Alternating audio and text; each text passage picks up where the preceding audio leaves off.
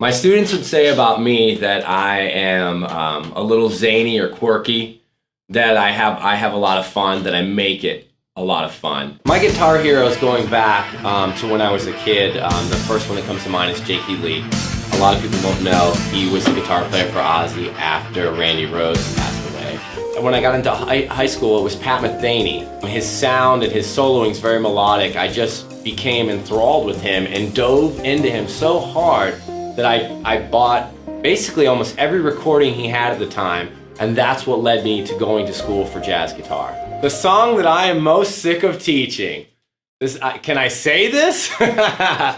Probably something along the lines of Back in Black.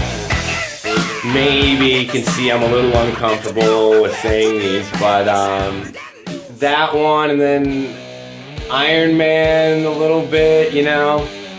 But then, you know, the thing is, as being a teacher, I don't ever put that over on somebody that I'm kind of like, oh gosh, about it. Because I know that when I was a kid, the music that got me fired up to play guitar and ended up being a whole career, you know, it was more rock and more basic. And so if I wouldn't have accepted anybody being negative towards me about the bands I liked, because the bands I liked back then, they were the best, you know? So if a kid wants to learn stuff like that, even though in my head I'm a little like, well, I've taught this about 5,000 times, you still need to have the passion and the fire about it.